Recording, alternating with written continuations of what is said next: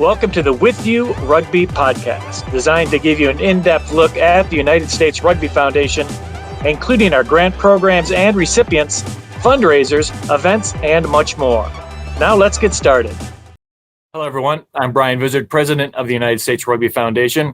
And as we get closer to our 2022 U.S. Rugby Hall of Fame induction ceremony presented by the Rugbytown National Training Center, we thought it'd be nice to get to know this year's inductees and special award recipients just a little bit better. And today we welcome in former San Francisco Golden Gate, former Glendale Raptor, former Denver Stampede player, and a USA 7s and 15s great, and a 2022 U.S. Rugby Hall of Fame inductee, Mose Timoteo. Welcome, Mose. Glad to have you here. Thanks, Brian. Thanks for having me. So where are we talking to you from? Where are you right now? I'm in my wife's office at the new house that we just bought. So yeah, she kind of did some cleaning up and stuff. So I'm excited. Yeah. Congratulations, Mose. Hey, as we do with all our inductees and special award recipients, we get to know them a little bit better. Tell us a little bit about where you grew up and some of the sports you played as a kid. I grew up in the Pangu American Samoa. Some of the sports that I played before I played rugby was played a little bit of volleyball, basketball, some touch rugby, soccer, and then just a little bit of bowling here and there, but yeah. Lawn bowling or bowling? Like bowling, yeah. Well, you got involved with rugby at a really young age, right? How'd you get involved in the sport? Samoa, American Samoa is just two different countries. There's American Samoa, which is a territory of the U.S., and then there's Samoa.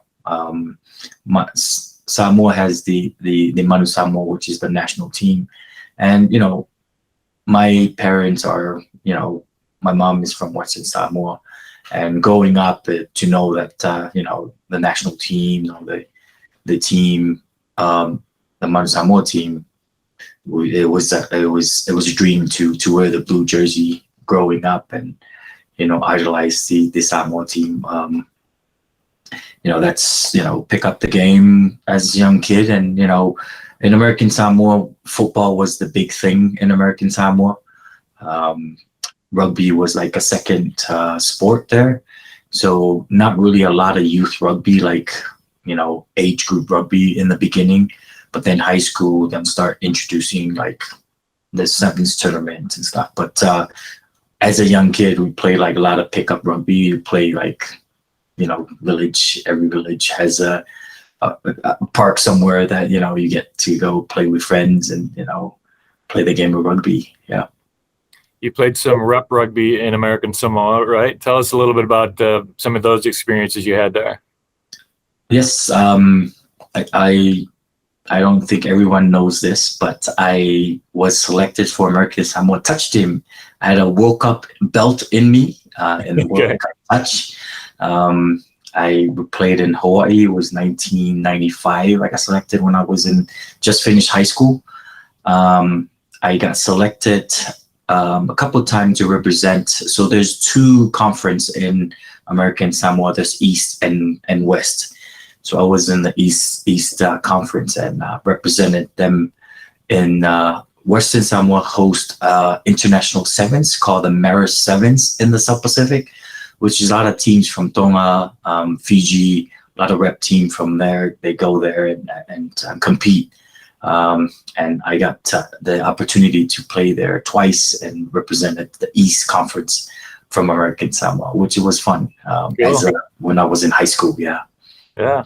Well, you came to the States in 1997. How old were you then, and what brought you to the States? I was, I think I was 20 years old, 19 or 20.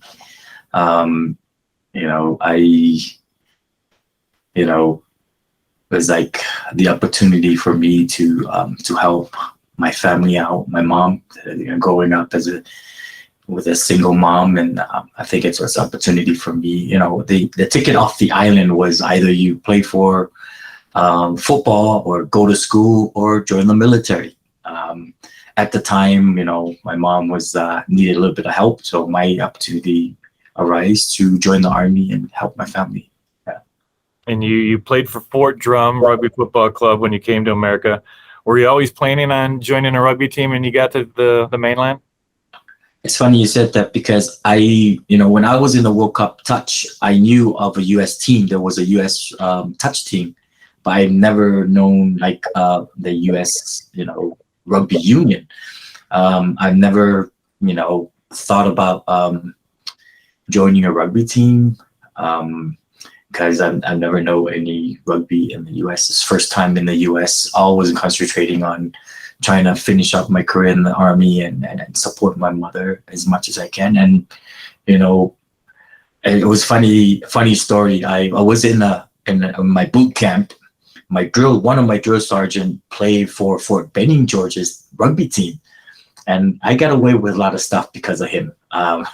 He invited me in some of the time to watch rugby when everyone was asleep, and I had a good time knowing him and his family, and get to come back down to Fort Benning and play a couple of tournaments after that for Fort Drum. But when my first duty station was up Fort Drum, upstate New York, and that's the team that I played for. Didn't know they had a team, and one of my Samoan friend, we met at the commissary and like, oh, you're here now. It's like, oh, want to go to rugby training tonight? I was like, okay, yeah. And it was, it was pouring snow. I was like training in the snow, but yeah, that's how it all started. Met up. All right, well, that's interesting. That's cool. Now, when you played at Fort Drum, did you play just other military teams, or did you play club teams? What was the rugby like back then? Oh, yeah, Fort Drum. It was my first rugby team when I got here in the U.S., and then from there I got selected to the All Army. From the All Army, I got selected to the Combined Service. Back then, I loved my military rugby. There's so much respect, so much camaraderie, so much people that, ranking people that's been there and done it, show me the way of, the respect, the camaraderie. And that's what I kind of took away from my military is that, being a leader, best leader on and off the field. And those guys taught me very well about being that person, and very disciplined in everything that I do. So my military rugby, I love my military rugby. There was a special time in my military when I was playing rugby for the All Army and Combined Service, and for Drum as well. Yeah. And from there, you went to Hayward and Sacramento rugby clubs from 1999 to 2006. What brought you to Northern California? And is it safe to say that's when you really started to get on the radar for the national team selectors? When my 3.5 year was up in the military, it was funny because I was looked at before that. I was playing for the Combined Service. I don't know if you remember that. Well, sure. You do remember the ITT. Oh, yeah. When the Combined Service was in the ITT, which is the 8th territory to be invited to the ITT. So I was 97. I got selected to Combined Service to play in the ITT. Went down there, played our first game, played against Pacific Coast, and John Tyler was the coach for that team. And he was impressed with the way I was playing at outside center at the time. John Schuster was my inside center. Robert Schuster was my inside center, which is the brother of John Schuster that plays for the All Blacks. Right. I was surprised that he's in the military, and he was a sergeant at the time. So he's my inside center. So our combination was pretty good. We kind of like feed off each other. So after that game, John Tyler came to me and told me like, oh, do you want to travel to France to play for the US? I was like, well, I gotta ask my command. But that's how I got noticed right away, especially for the sevens team. Moved to California because of families. I thought I was gonna re-up I really wanted to go airborne school, but my recruiter was like, yeah, we can send you to airborne school, but then I have to spend my first year in Korea, which is like eliminates what I'm trying to do as a player, as a rugby player for the US team and stuff. So I've decided to just move to California, closer to family, and I think the national team headquarters was in California at the time, closer to some good rugby clubs there, so I can get more seen with the US. And yeah, it's from there on, it just kick off from there. Get to play for Sacramento Rugby Football Club as first club that I played for, because of in '98 I captained the collegiate, and the Aruna brothers, Toshi and Seta, were good friends at the time, and their dad was a coach at Sacramento, so they're the one that invited me.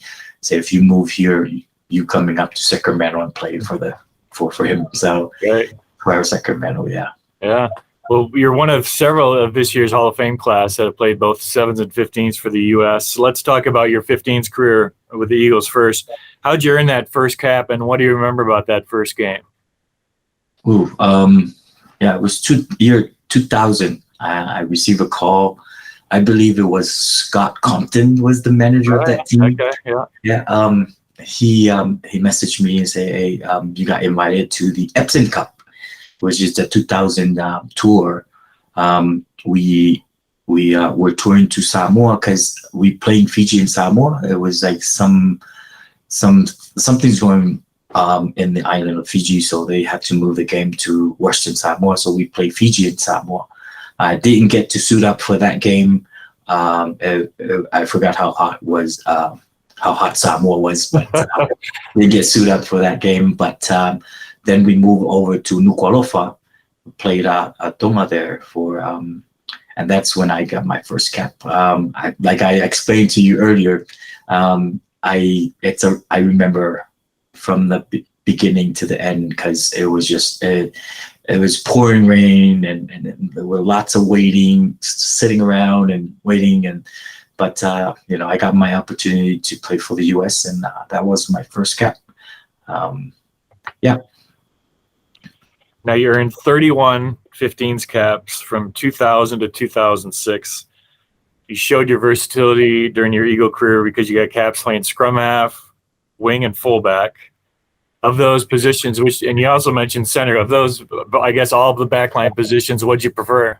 I 7s and 15s. Let's talk 15s. Oh, 15s, yeah. 15s, I love playing scrum half.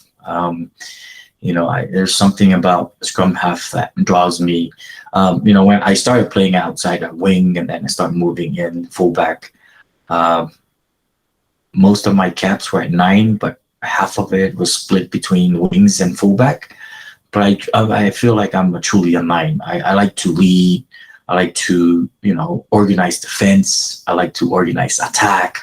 I like to play fast, and I think that's the position that can dictate the tempo of the game. So with the way I like to play a little bit of fast game, like tempo. But I think scrum half is my number one position. So now, in your latter years, at least, I know you like to talk to the officials quite a bit. Yes. Did that happen since your early days, or did you get to mature into that role? Yeah, everybody knows that. That's the one reason I took referee courses as well, so I can learn the law a little bit and get into their head. But overall, it's just that those little things, right? Being the student of the game, I took referee, so I understand the law of the game, so I can think before the referee think. Sometimes players are thinking before your opposition, but I have to think before the referee. That if he knows that if he's giving a penalty against us, then I know I got to get my team back. If it's for us, then I know I got to get to the balls to get a quick tap and then go. And it's funny you said that, because 2009 we had a final against Life in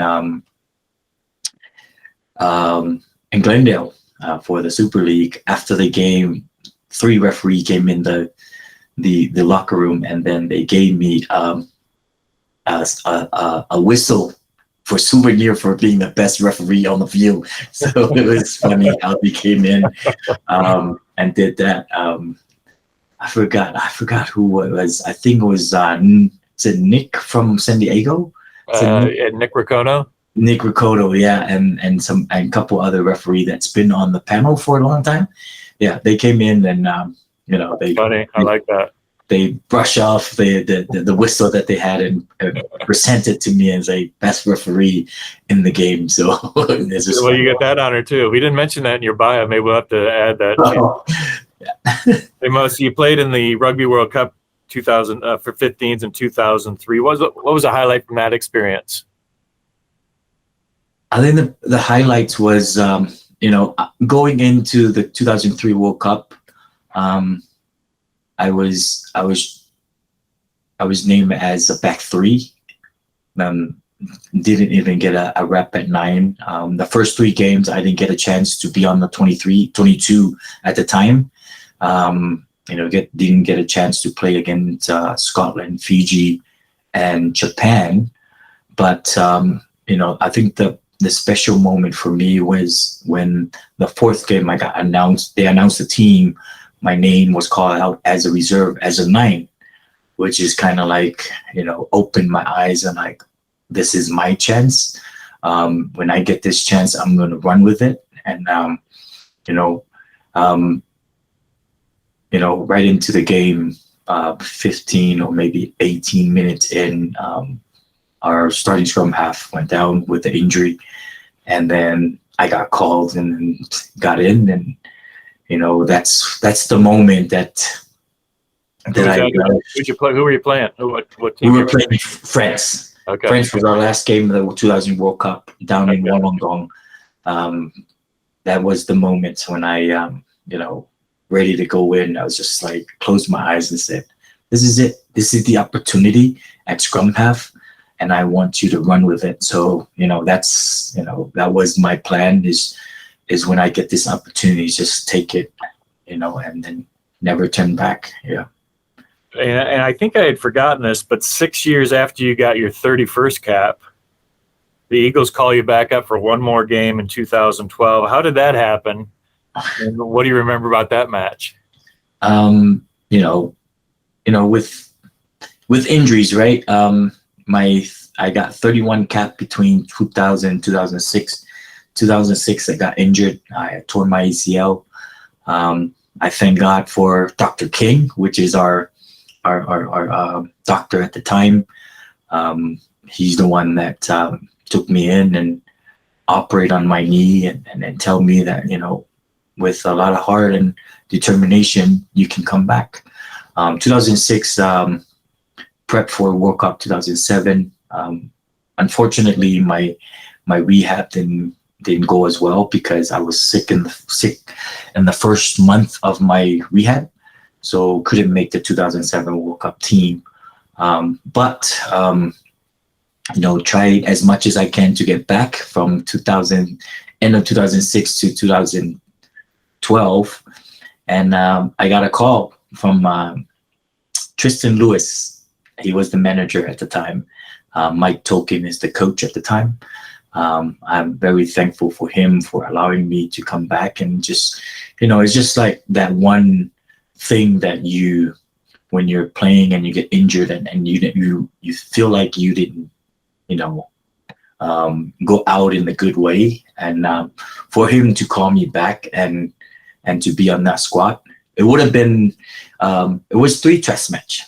It was supposed to be Canada, I think Romania or Georgia in Glendale, and then Italy in Houston. So unfortunately, I was working for, it's funny because he's getting inducted for Blaine Warhurst. I was working for Blaine. Okay.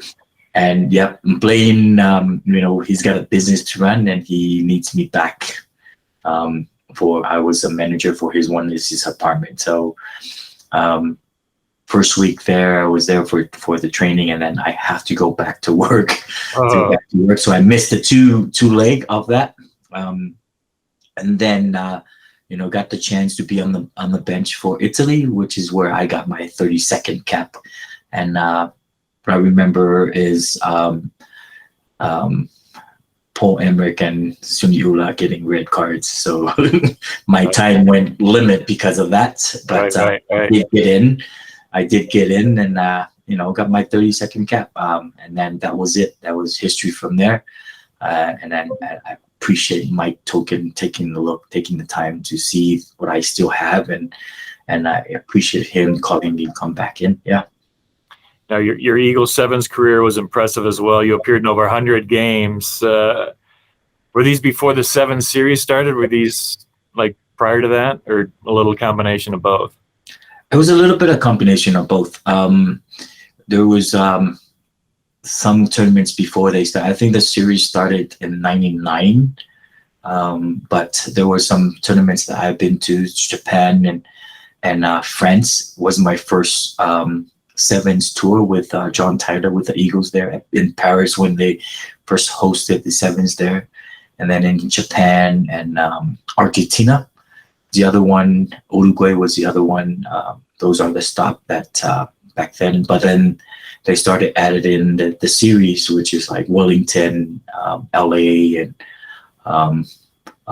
Brisbane back when they started the series. But very memorable. You played in 28 World Series 7 events, it looks like. That must have been pretty fun traveling the world to these locations. I asked Zach test this the other day. Did it get monotonous and tiring, or was it always an adventure? It's always an adventure. You know what? Because the host country always put up different themes, right? Yeah. And that's what's fun about it. You come every year, everything is different because the host nation, they always change something that looks different from the year before, which makes it exciting, right? I love every tour, get to travel the world and get to know the culture of these countries and to see how rugby is uplifting these countries and stuff. So it was very exciting. Cool. Great memories. You played in the 2001 and 2005 Sevens World Cups. Where were those tournaments, and is there fond memory too from those events that you had? 2001 was in Argentina. Buenos Aires, first great memories because it's the first time I've seen I've like sat down and talked to Serebi, which is everyone knows it's the king of sevens, and to just listen to him, a very humble and outgoing guy, and and so much respect and honor to have met him, and some of his teammates, like De La Salle at the time was one of the best swingers, and Vunibaka, which is the one of the top try scorer of world rugby and one of the fastest, and it was a good time there in Argentina. 2005 was in Hong Kong, and what a best spot. Hong Kong is like heaven for rugby sevens, and to be able to play in a World Cup in Hong Kong is icing on the cake. Hong Kong is always put on a good show, even if it's in the 7 series or World Cup or whatever. Hong Kong is by far the best I've ever been.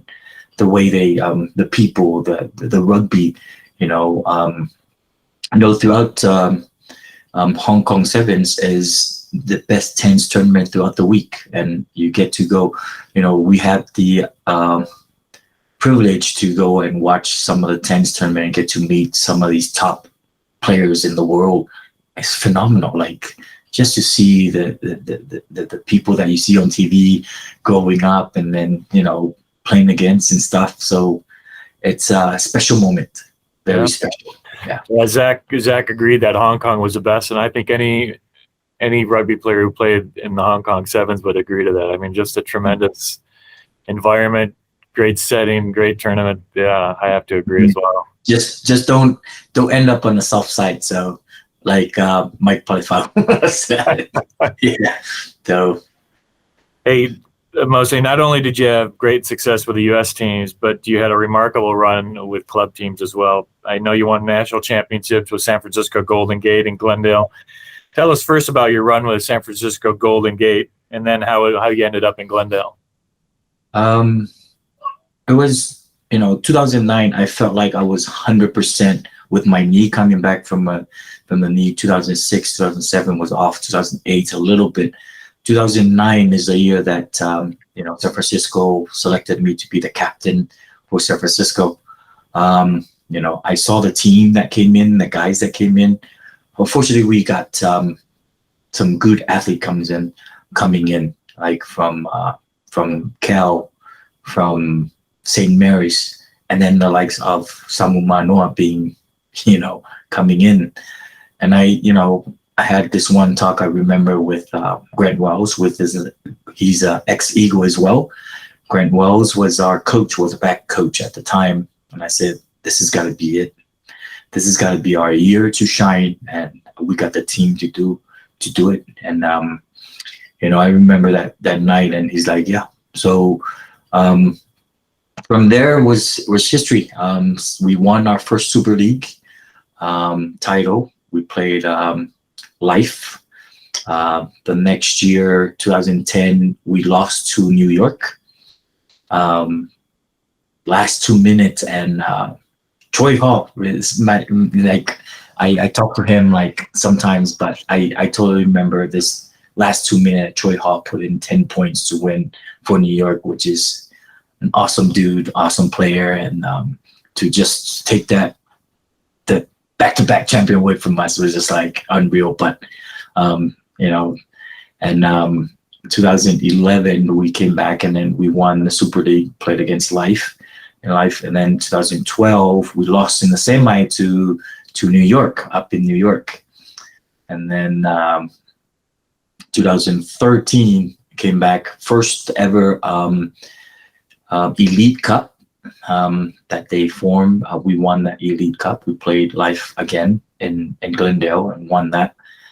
And then this is San Francisco Golden Gate still? Yes, I'm still with San Francisco Golden Gate. And then 2014, still with San Francisco Golden Gate, they came up with a PRP, which is the Pacific Rugby Premiership. We won the first premiership.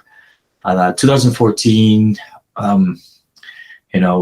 unfortunately, my wife lives in Colorado, and this is the year that I decided to move over to Colorado to be with her, and that's the reason why I moved to Colorado. Yeah. Well, you had great success with San Francisco Golden Gate, but still, it's a new team in Colorado now in Glendale. Tell us about that, how you built it up. When I moved to Colorado, I wasn't even thinking. I love San Francisco, and I wanted to end my career there. It's my heart. But when I moved to Colorado, the first person that called me was Anders Nyman. Anders Nyman is, he's a legend in South Africa. And he was the coach for Glendale Raptors at the time. He called me up and said, hey, you want to play some rugby for Glendale? And, I was like, you have a scrum half. He's good. It's like, well, he's not that good. You beat us. But he said, like, him under my wings will help him develop and stuff. So I didn't know what to do. I would say, I'll let him know, kind of like didn't want to do any rugby when I moved here and stuff. But I'll think about it and give consideration and stuff. So the next day I call him up. Yeah, I'll I talked to Kristen, and because it's like, hey, that's up to you, stuff. And I call them back and say, yeah, I'll be at training next week. Yeah, so it's funny because Denver as well called me. Barbos called me. Yeah, sure. I bet everybody knew that.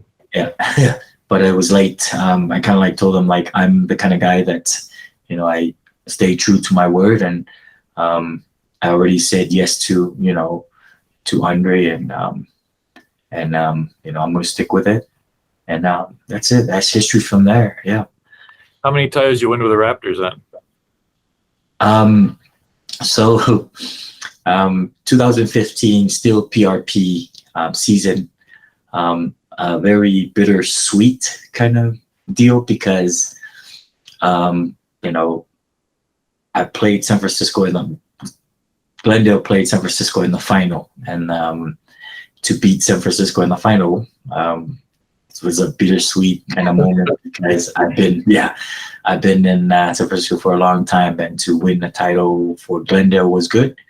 But it is part of rugby. You move and you play for someone else. You play true to that color jersey that you wear and stuff. I love San Francisco, and still got brothers that plays for them, and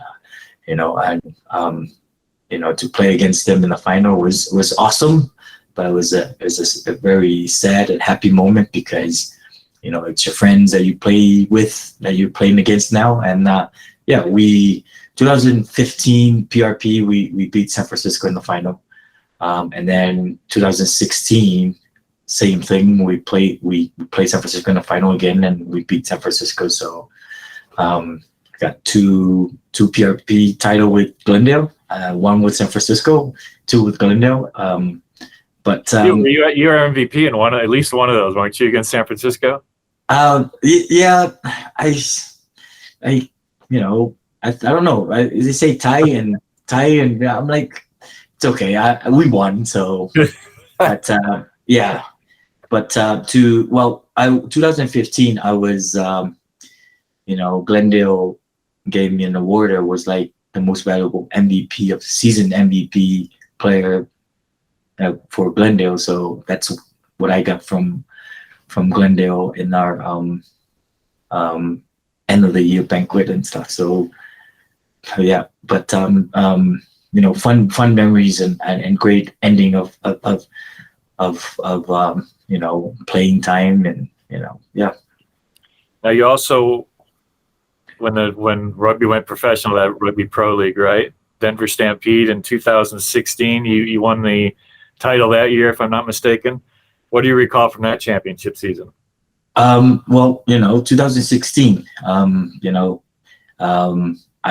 We heard the Pro League around the corner. The PRP was still playing. There was a couple more games in the PRP, just the semis and then the final. They were talking about the Pro League. I wasn't even thinking of the Pro League. I just wanted to win the PRP again, and to play the best rugby I can play, right? And if I get called, I get called and stuff. Unfortunately, I wasn't get called. The first two match of the Pro League, I wasn't even involved. And then I think the Stampede scrum half Niku went down the second week of the Pro League, and that's when Snyman was trying to get me into the Stampede in the beginning. And then I was trying to get on the San Francisco team as well. Call up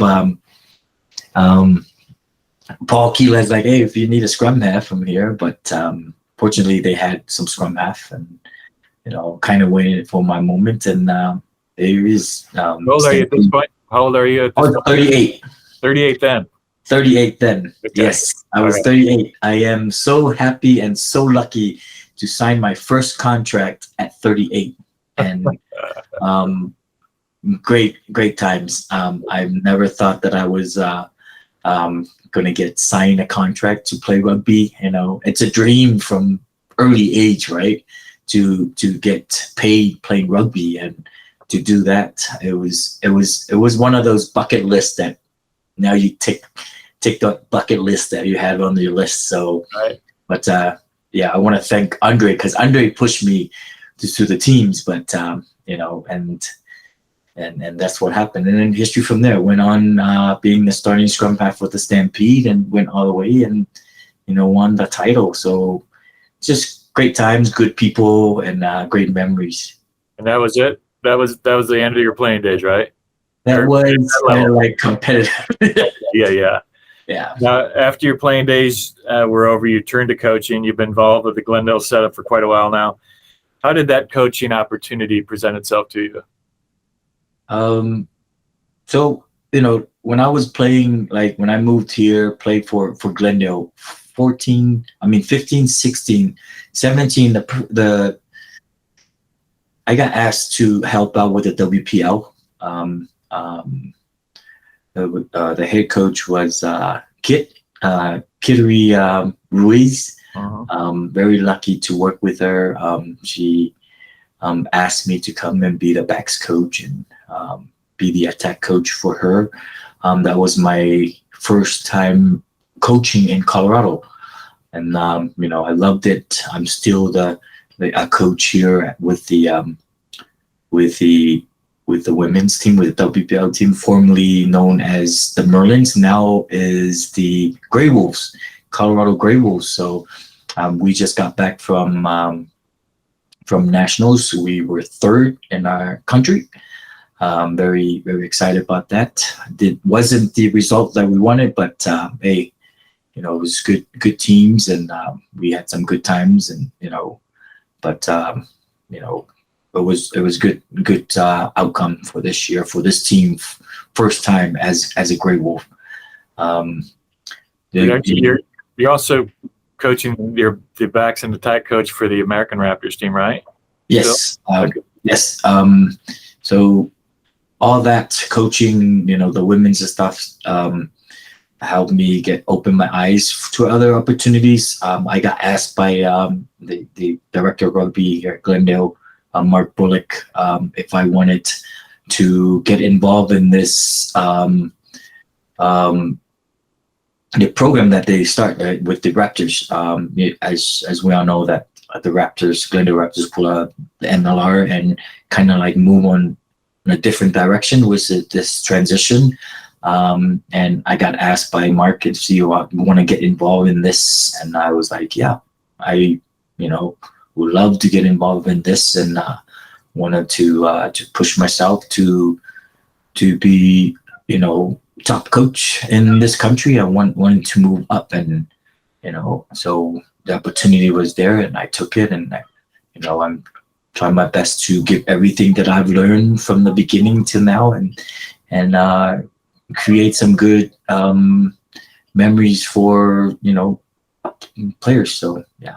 And for those who don't know, the American Raptors, a lot of former D1 college athletes and other sports that start trying to learn the game of rugby. What's been the biggest challenge of trying to convert these, really good athletes into rugby players? I think the biggest thing is the transition from, like if, for instance, like football players, right? Transition from that mindset of a football player into a rugby. Because, like in football, like everything is just one play and then to the next, right? Rugby is just continuous. Because sometimes, some moments, we're playing a game and all of a sudden, some guys just stopped, right? And that mindset of just try to get rid of that mindset from the sport that they're used to into the sport that they're now, into rugby. And the skills, there are guys that I've seen that coming into this program that like skills that guys been playing rugby growing up, still trying to learn, and they pick up very well. They're very coachable, very athletic. It's just that we just gotta find that path, that mindset that allows them to just be them, and that's what we're trying to do here, and we got some good athletes in this country, every sport, and like, why not? Like, we got to bring them in, and the best way. You look at a guy like Dan Lyle, right? I mean, yes, he's the poster boy for something like this. Mm-hmm. Yeah, like Dan Lyle, Luke Gross, basketball, Dan Lyle, football. These are the guys, top players in our country that put us on the map. And, we got a lot of those guys, and we just got to go out there and I'm very excited about what Glendale does, and Mark Bullock, which is director of rugby, and Peter Pask, who he's our general manager. They go to these combines and pro days and just look at athletes and just like talk to them, and then interest them into rugby and stuff. And I tell you, like, some good response and stuff. And then there's a list of guys that that are coming in that want to join this program. And I'm very big fan of this. I'm very big fan because I see it. I can see the future of this being good. So yeah. Now, another team you're heavily involved with is Team America. Tell our viewers about Team America and some of the things you have going on. So Team America, I've been with the Team America the last 6 years. Captain them for the last 5. Unfortunately, COVID hit, and Team America can't travel to Bermuda, so we have the World Classic hosted in Bermuda. Team America is one of the teams involved, and there's a lot of teams from around the world that involved in this classic that Bermuda hosts every year. Teams like South Africa, Australia, New Zealand, our host. Our neighbors up north, the Canadians, Ireland, Lions, Argentina, Italy, and France. Some top teams in the world, and get to meet some of the top players that in their prime it was so good, and to get to play against them. It was like an over 35 national team or something like that. Yeah. But, I remember when I went a few years ago, and you were captain. You and Klump were kind of leading the charge, and so you made me feel really welcome. And it was all the good about rugby that I had kind of forgotten and was, hoping was still out there. You guys brought it back, at least in my mind, and still appreciative to this day about what you guys, how you welcomed me in that weekend. Yeah. Oh well, you're the ambassador of the game here in the U.S., and it's the respect, right? That we all have, and that's the thing that we try to put into that classic Eagles is that model that we respect everyone that's around, that's been there and done it. You've been there and done it, and so we respect what you've done to this country, and you led the country before us, and and you deserve that. And that's, we try to like make sure that we do the work on the field, because everything off the field will happen. Like we'll have a good time, and that's the idea. That's the model that we want to give. Like, we're there to have a good time. You bring your family, have a good time. But then rugby is the biggest thing. We win rugby, then everything falls through, like everywhere else, right? You win, everything, like the beers taste sweet, and that's what we say sometimes. And you get to, enjoy your time, and that's what we try to do. Let's enjoy our tour by just having a couple wins here and there, but so have that same respect and stuff. So let's just a few more fun questions for you here, Mose. What did you like better, playing 15s or 7s? Oh man, that is kind of like tough question, because I love both, but I kind of lean towards 15 because I get to to boss around 14 other players. 7s. You only get to boss around 6. Yes, yeah. But I kind of like both, but I lean towards 15s. 15s is like a game of chess, right? Like if, 9 is where I tell you, 9 is the position that, it's like I tell guys that like 9s that I coach right now, like imagine you building a wall. Right? Building a wall so that nobody comes through. That's exactly what you're trying to do with the defense. Try to build the wall so nothing comes through, right? organizing attack, right? You gotta be like, your thinking gotta be ahead of what the other 9 is thinking, and putting attacks together and stuff. If you're that quick of your thinking and stuff, your game will run smoothly. And I think 15 to do that with other 14 players is exciting. It's a good feeling after a game, knowing that you won the game by what you do as 9, controlling the game, building defense to stop attack, right? And that gives me a lot of a thrill, and I guess what's the word I'm looking for? The thrill and like Satisfaction. Satisfaction that I did my job and do it well with 14 people. Yeah. And who is the most difficult opponent you ever faced, 15s or 7s? I did have this talk with my wife, but I feel like it's the Canadian team. There's something about Canada, because we play Canada every time, right? It's either we win or lose, and it's always that a fight back, right?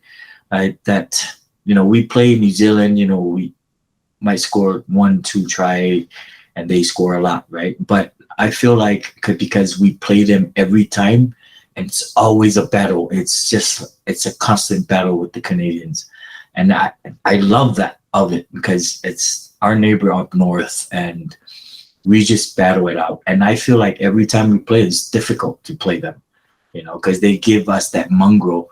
We're both mongrel teams that want to win every time, so they always give us a difficult time. So I feel like Canada is that difficult team.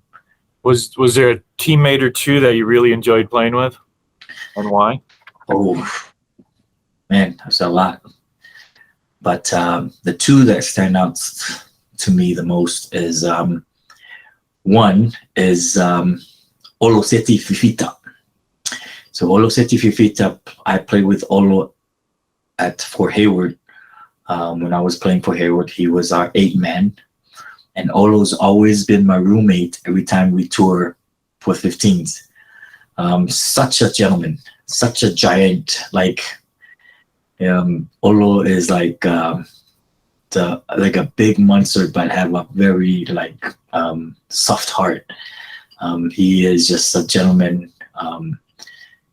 I love the way he expresses himself on the field, and off the field, he's just a quiet guy. Just get along. Very good, great roommate. Sometimes you'll have to wake me up, but yeah, I think Olo is number 1 in my list of people that I played with and with my rugby career. The second one is it's going to be my sevens. Will be Johnny Nakika. Johnny and Nakiko, we are like brothers. Sometimes people are mistaken between us. Yeah. And the reason why Johnny is always my roommate when we travel in sevens, and we always hang out after games and stuff. We'll probably be with Fiji most of the time, and then on the field and off the field, just I love this guy. And I always remember, I always tell them who gave you your first international try? And I gave him his first international sevens try, and I always reminded him because it's funny. Johnny was just a very quiet guy, very humble. And stuff, and I always try to cheer him up and stuff, get him involved more. It's like every other Fijian, right? Very quiet, very modest kind of guy, but try to cheer him up. But Jonah is my second go at it. Yeah. Now, of all your rugby memories, is there one that stands out above the rest? I think when it was 2001. It was the USA Sevens team in Hong Kong, We played Korea in the final of the plate.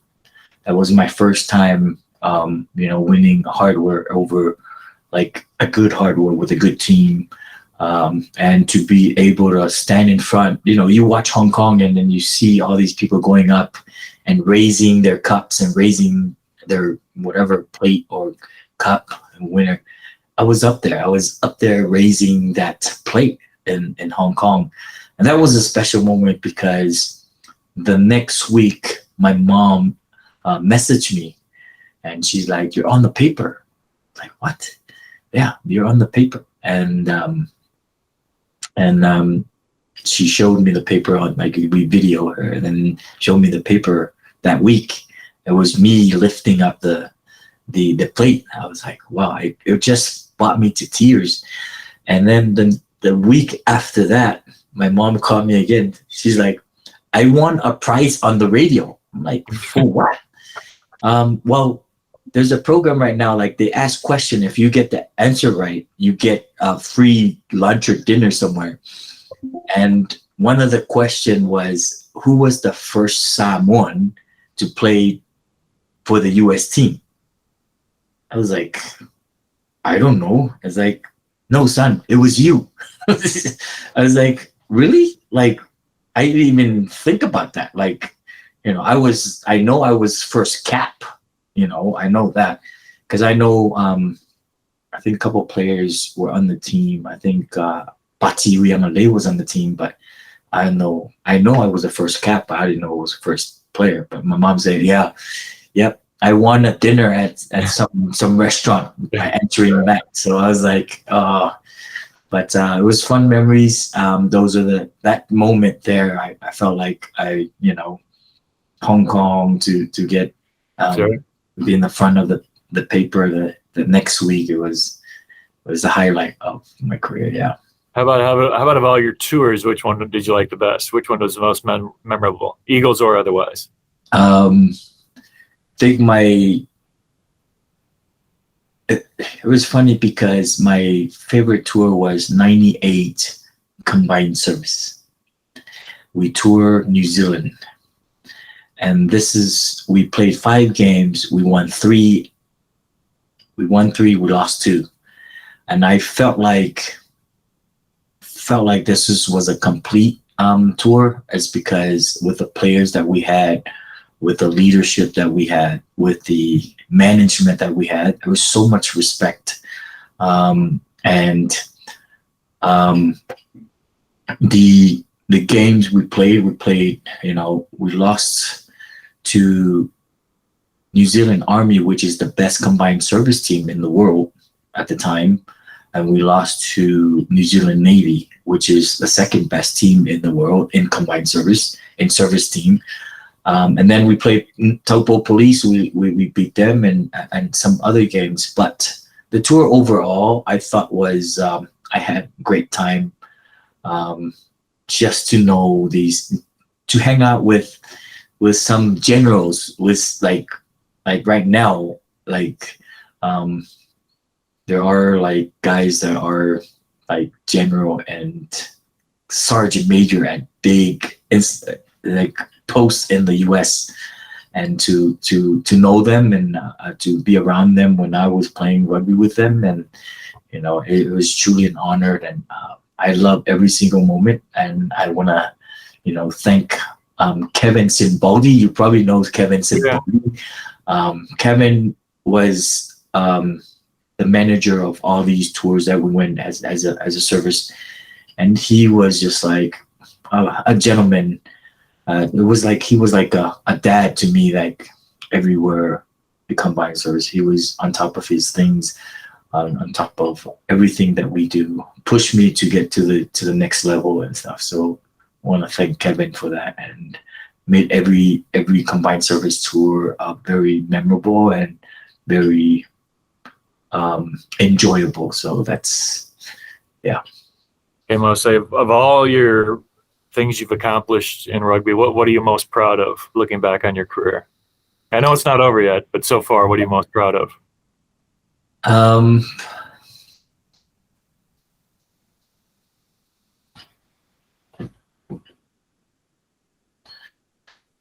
I think the most proud of is the what kind of person I've become, from the beginning to the end, how my family impact my life, especially my mom, how the military impacted my life, especially the rugby. My mom showed me to be humble and caring. The military showed me how to respect and very disciplined. And then the club, how to, the club that I played for was, how to just be resilient. Every club that I took to any championship, we have to fight we were second in the book, we're second in everything, and we always come on top. That resilience, the belief that we had, that's what I took from the club. National team is just the courage, right? That from the national team level, from 7s and 15s, the courage to know that you practice 2 weeks, you practice a week before the tournament. It's tough, but we grind through it. We had the courage to do it. We got some big losses, but then we came away with big wins, right? And the courage to do that was phenomenal. So from the beginning till now, and to put all that together, with my mom caring and very kind, to military, to the respect, to the club, to have the courage and put it together. Now it's time to go into coaching. How can I put that together? So, I'm trying to find myself in that coaching role. That's what I take away from my experience as a rugby player, all this stuff from the beginning till now. So I can just be coaching and put all that together into my coaching. Yeah. And one last question. What does it mean to you to be elected into the U.S. Rugby Hall of Fame? Wow. It didn't hit me yet, but it always, it's the pinnacle of every man's sports career or whatever career. And to be named in the Hall of Fame is like, I don't know, words cannot explain, to be honest with you. Because, there are people that done it before you. There are people that's behind you that's pushing through and stuff. And to be called, I cannot explain how I feel. But I know that deeply in my heart, I am very blessed and honored to be in the shoes. And,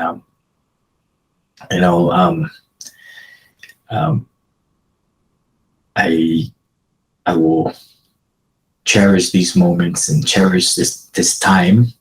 I don't know, it's just happy feelings. I'm fortunate. I'm very blessed and honored to be in these shoes. I've never thought I would be in these shoes from the beginning. And to be in this spot is, I can't explain anything else. It's too much for me, I think. It's too much for me to handle. It's just too high. Well, it's fully deserved, Mose. Congratulations on a wonderful playing career, and thank you for all you're doing now to give back to the game and keeping it going. And I know you got many more years ahead of you, as you proved when you were playing as well. So look forward to Friday night. It's going to be a fantastic evening in Glendale in front of a lot of your friends and family. So really looking forward to that. And just want to thank you again for your time today. Thank you so much, Brian. Appreciate you. Thank you for the opportunity. And thank you for you as well. You've been there, done it. I love what you're doing right now, and appreciate your hard work and what you do for our game here in the U.S. And you opened a lot of eyes, and you opened from not just from us, the big fellas, the old fellas, but from the younger fellas that will sometime later on in their career will be in these shoes. But you've done so much for us, so appreciate that. Thank you, Mose. We'll see you on Friday. Well, folks, that's going to do it for this edition of the With You podcast. We'll have more of these in the build-up and in the aftermath of the Hall of Fame induction ceremony presented by the Rugbytown National Training Center. If you want more information about the U.S. Rugby Foundation, go to our homepage at usrugbyfoundation.org. If you want to learn more about the Hall of Fame weekend, go to usrugbyfoundation.org/Hall of Fame. That's going to do it for this time. Until next time, everyone, stay safe.